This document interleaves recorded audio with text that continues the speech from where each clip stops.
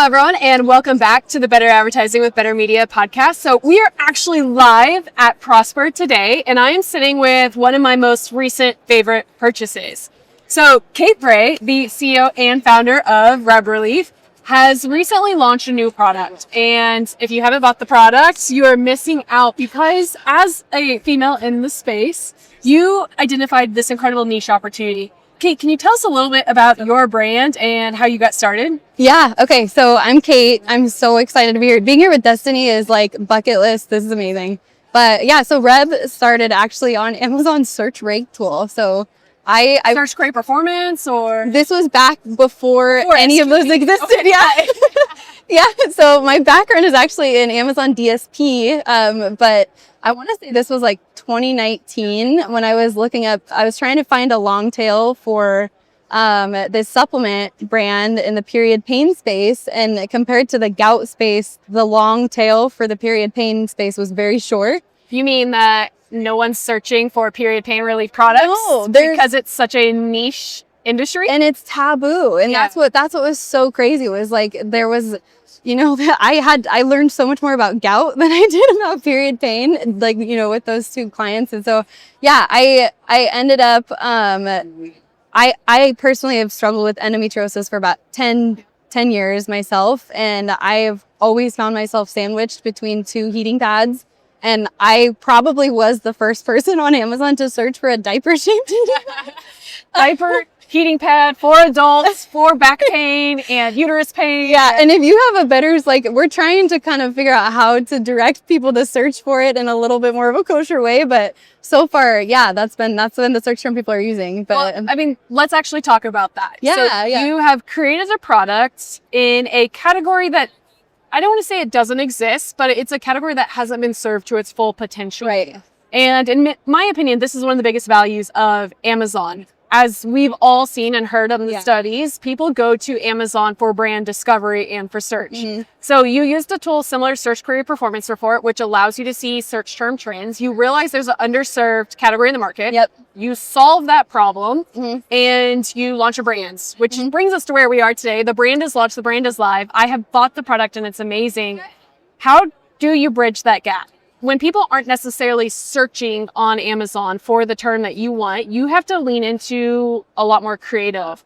You have to lean into a lot more audience targeting and not necessarily keyword targeting. So what kind of launch plan do you have in place to really make this successful on Amazon and drive new product discovery? Yeah, so one of the most valuable resources for that lately has been the comment section on any short form video platform or post anywhere. So it's so funny. It's almost like, it's not like I'm creating a category. I'm truly feel like I'm an archaeologist, like discovering the behavior. The category's there. It's there. Right. Yeah. And the nature of it, and learning what people want and what people are asking for. They want different sizes, different colors. They don't necessarily like the rainbow variation, you know, and they want it to be accessible. That's another thing. Like I've already seen searches on Amazon and accessibility of it, technical variation. Yeah. And they want it to be hot. And so truly, like, it's the biggest resource for me has been comment sections and just understanding what is there or what the demand is like. So that's amazing feedback. One of the things that we're always talking about when it comes to launching your product on Amazon is don't just talk to the algorithm. Don't just focus on keywords, because if you're looking at keywords, I mean, there's 2 to 3 keywords that directly come into mind that relate to this category. But what you're talking about is using UGC, using the comments to actually connect with your audience. And I think that's the step that people miss when it comes to Amazon. Don't just sell a product. Don't just focus on price. Actually focus on connecting with your audience. Yeah. And there's a lot of opportunity to do that beyond, I think, the typical Amazon controls that a lot of people realize. Like one of the things that we were talking about before actually hitting live here is like sponsor brands video. Your product's incredible for showcasing it's a full 360 heating pad that covers everything. It covers all of your area.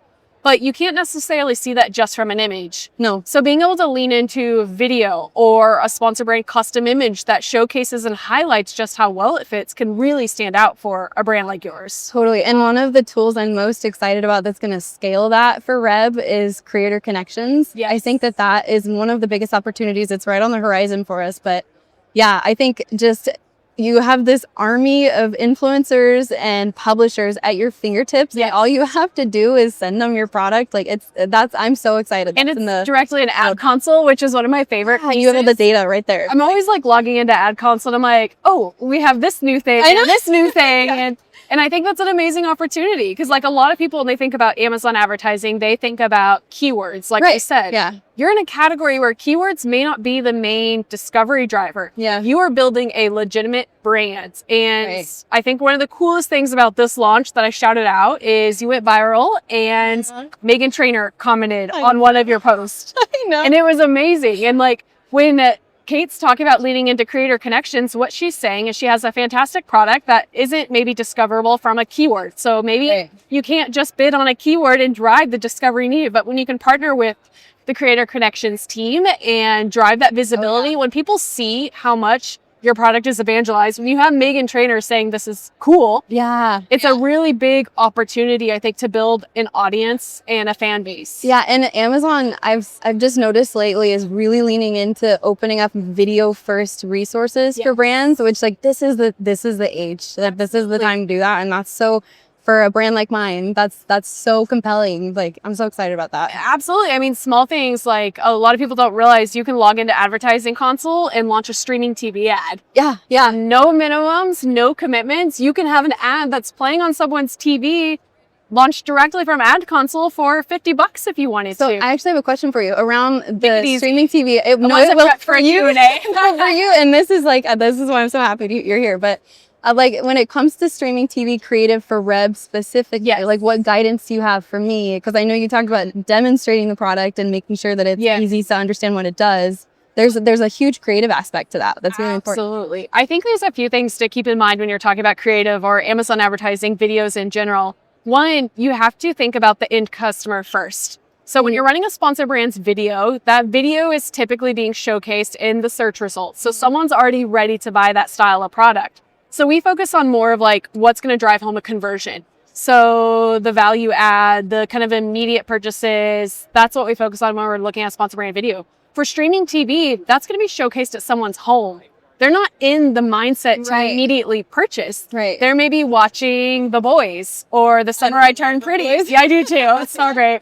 So when you're watching something like that and you're at home and then you see a commercial, one, you need to take their attention away from whatever they're doing, whether it's eating popcorn or scrolling on their phone. So we do focus on more of kind of that brand, that audience, that connection, which is what you've done really well. It's maybe you're not going straight into the benefits just yet because they're not ready to be sold. Instead, you're creating a video that's so memorable, it's going to capture their attention. And then that's where we start leaning into things like sponsored display or DSP. Because now they're aware of us. How do we then retarget that person when they're ready to purchase? So when they're on Amazon the next time after seeing your video ad, then you pop up. And a lot of people don't understand that because I'm going to be honest, sponsored products have been so incredible. And people are so used to that immediate click and buy mentality that when you start moving into maybe a little bit more upper funnel or a little bit more video, it's hard to segment the two. But when you run your audiences appropriately or your display campaigns appropriately, you're taking a video campaign that's educating the customer and driving your incredible awareness. And then you're following up with the campaign when their mentality is shifted to, I'm ready to buy. But you have to view that performance like side by side because the video ad's what's going to make that retargeting ad perform so well. Yeah, and so along those lines, another thing that I want to ask you, I actually prepared questions for you. No, I didn't. But I have such rich audience data off Amazon right now, and it seems like Amazon's really leaning into opportunities to take your audience from your other channels and optimize your ads using that. Can you tell me, like, for Reb, what's that opportunity look like? I mean, leaning into DSP and leaning into AMC, there's a lot of opportunities there from either like using a hashed audience or using an email list to work off of. It's not going to be a perfect one-to-one correlation. No. But it is going to be a really large opportunity because like you said, you have the awareness and the education with the videos you're doing. How do we make the most of it? And I think it's leaning into that and bringing them down the funnel.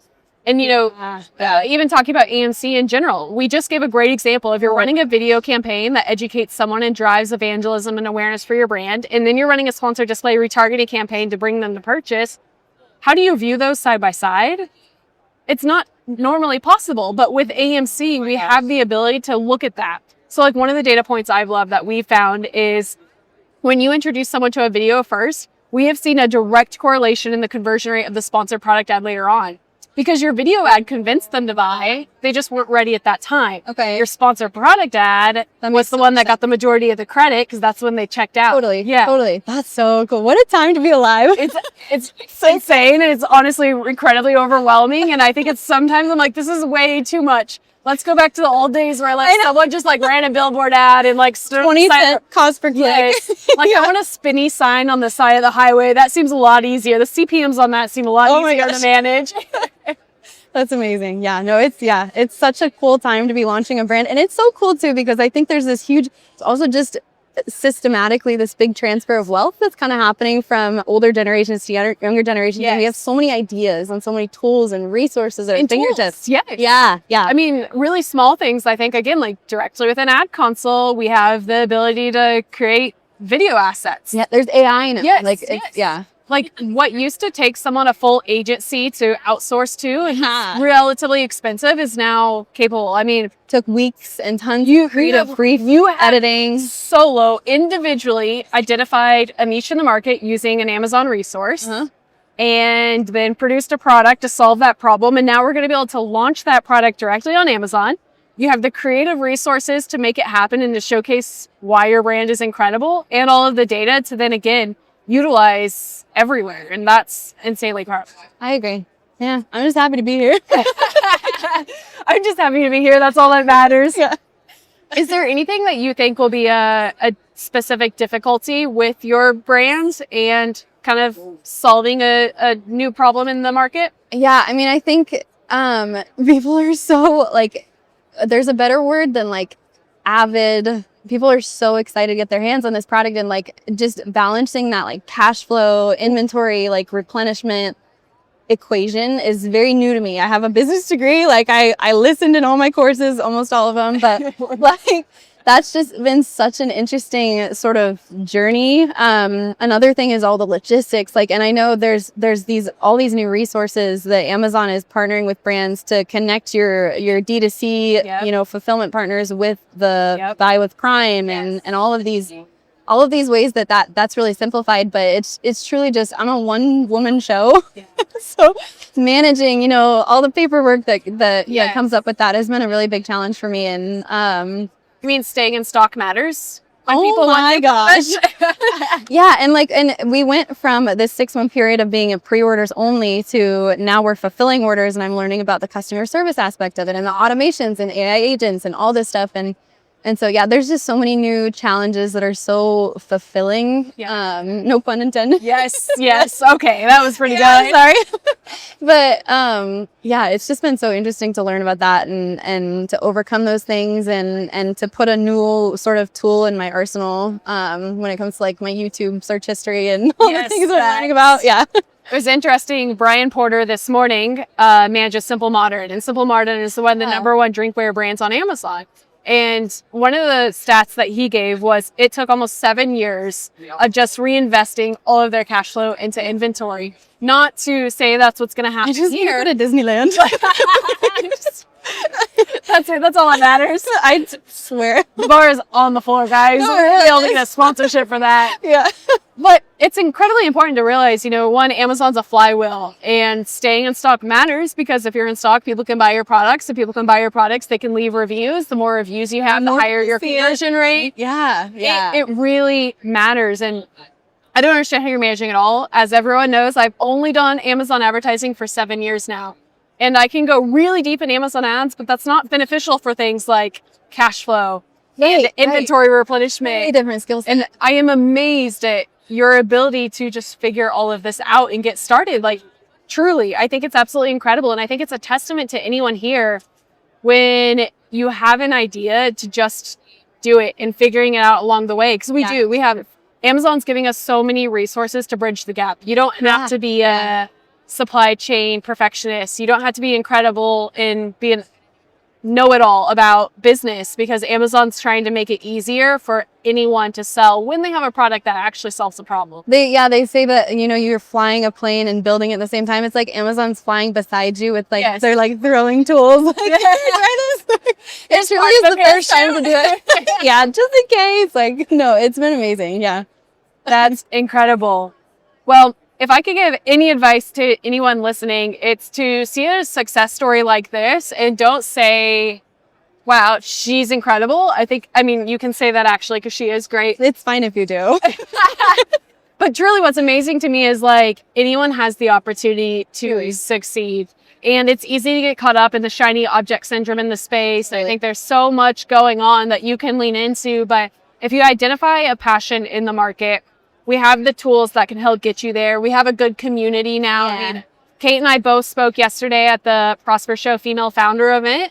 And that was really cool because that's really how we got connected, was through kind of the female initiatives in this space. Yeah. And just know, like, there's people out there that have done what you have done. And the people that have succeeded are more than happy to reach out and to help others. And oh my gosh. You want to talk about that? Maybe this is a good opportunity. That's what's so crazy. It's so hard to convey that to people who are not in the e-com communities, particularly the Amazon space.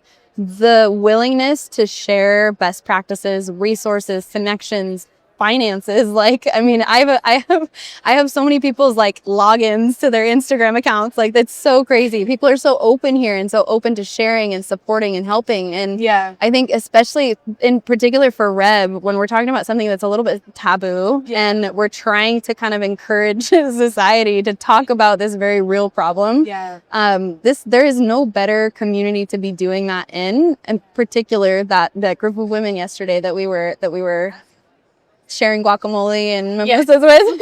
Guacamole and mimosas, what typically bring me into the events, and then I end up sticking around. What do you need?